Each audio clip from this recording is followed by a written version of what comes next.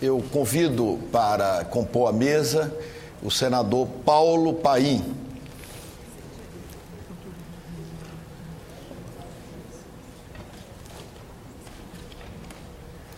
O senador Paulo Paim foi um dos autores da proposta de emenda à Constituição e o primeiro subscritor de duas dessas emendas.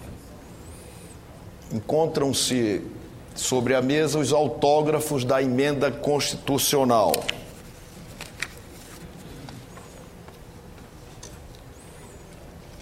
Foram preparados 5 exemplares destinados à Câmara dos Deputados, ao Senado Federal, ao Supremo Tribunal Federal, à Presidência da República e ao Arquivo Nacional.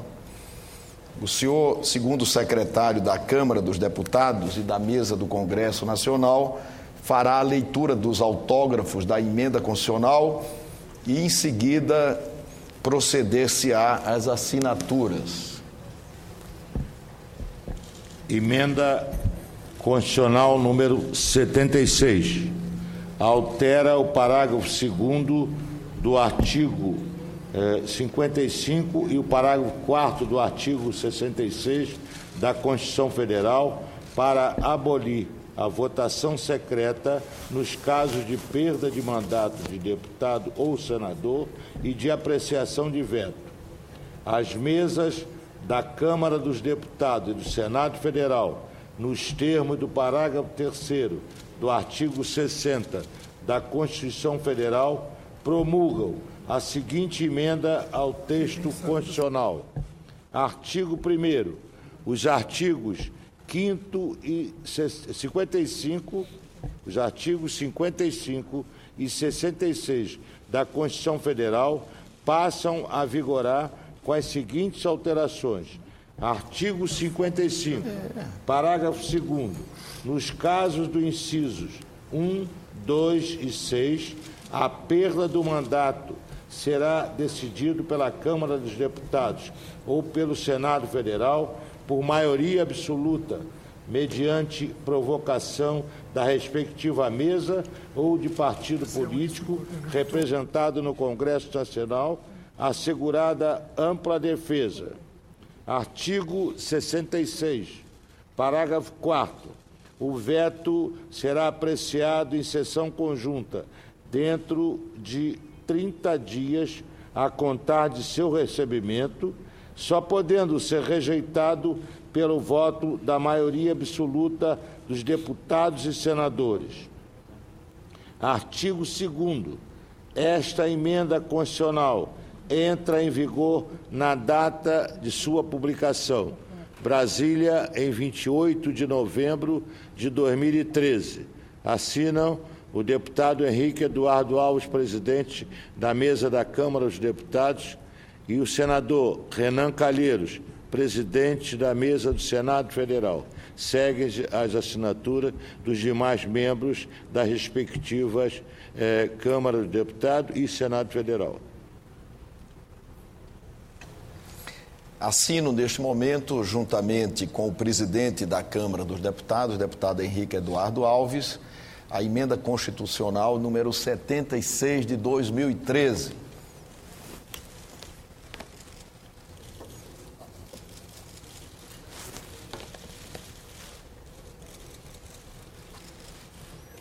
Convido os demais membros das mesas da Câmara dos Deputados e do Senado Federal a porem suas assinaturas à emenda. O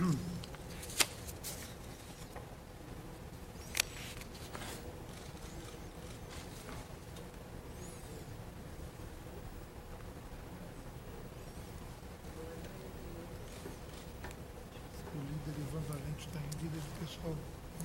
Não sei se está. Ivan Valente é líder do pessoal.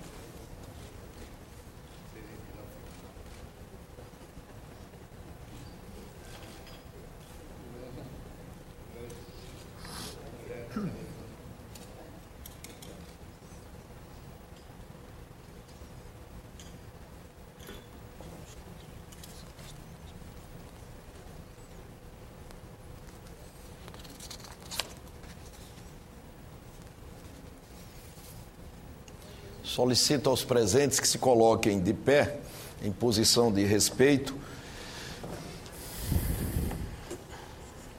E nos termos do parágrafo 3º do artigo 60 da Constituição Federal, declaro promulgada a Emenda Constitucional 76 de 2013.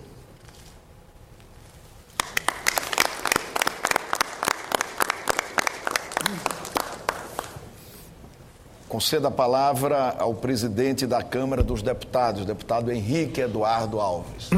Senhor presidente, senador Renan Calheiros, senador Flecha Ribeiro, primeiro secretário, deputado Irmão Cecim, segundo secretário, senador Sérgio Souza, relator, Senado Federal, presidente Marcos Vinícius, da OAB, que muito nos honra com sua presença, líder do PSOL, que veio, deputado Ivan Valente, senador Paulo Paim, um lutador tradicional por essas propostas, meus senhores, minhas senhoras, senadores, deputados. Primeiramente, eu quero ter o dever de agradecer e registrar o empenho do senador Renan Calheiros. Tão logo essa PEC foi aprovada nesta casa, imediatamente está promulgando nesta manhã de quinta-feira. Portanto, registrar essa presteza, essa agilidade de promulgar essa proposta de emenda constitucional. E não poderia deixar de registrar essa importância para o Parlamento brasileiro. Momento que guarda uma simbologia toda especial. O povo brasileiro foi às ruas recentemente clamando basicamente por melhores serviços públicos, pelo que merecem como cidadãos contribuintes, mas sem sombra de dúvidas foi muito além. Clamou também por mais ética na vida pública. Esta nova ética a ser buscada só será possível com a total transparência dos atos emanados do Estado brasileiro e, mais particularmente, desta Casa, uma vez que somos os legítimos representantes do povo brasileiro. Nós, todos aqui, eleitos e consagrados pelo voto popular, temos a missão de interpretar e concretizar esse anseio popular. Pois bem, ao aprovar o voto aberto para a cassação de mandatos parlamentares e análise de vetos presidenciais, o Congresso Nacional, representado por suas duas casas, caminha bem ao encontro dos legítimos anseios da nossa gente. Não há mais espaço na política brasileira para o obscurantismo das decisões envergonhadas ou escondidas. Quem quer realmente representar o nosso povo tem que se abrir a esta sociedade, uma sociedade mais alerta aos fatos políticos. Uma sociedade que cobra por melhores serviços públicos, por mais educação, por mais cultura, por um meio ambiente mais saudável. Que cada um assuma as suas posições legítimas e busque a cada eleição o reconhecimento popular. Em última análise, todas essas mudanças pelas quais estamos passando, todos esses movimentos inserem-se no contexto de aperfeiçoamento da democracia brasileira. Com todos os percalços, vivemos o período mais longo da estabilidade democrática. E não se enganem, os problemas que surgirem neste caminho, diferentemente do que alguns pensam, que poderiam significar fragilidade do nosso sistema e de nossas instituições, apenas as fortalecem, na medida em que as respostas que são dadas guardam o mais estrito respeito à Constituição e ao seu Estado democrático de direito. Com essas palavras, sei que interpreto aqui o pensamento do presidente Renan Calheiros, dos deputados, portanto, da Câmara dos Deputados deste país. Muito obrigado.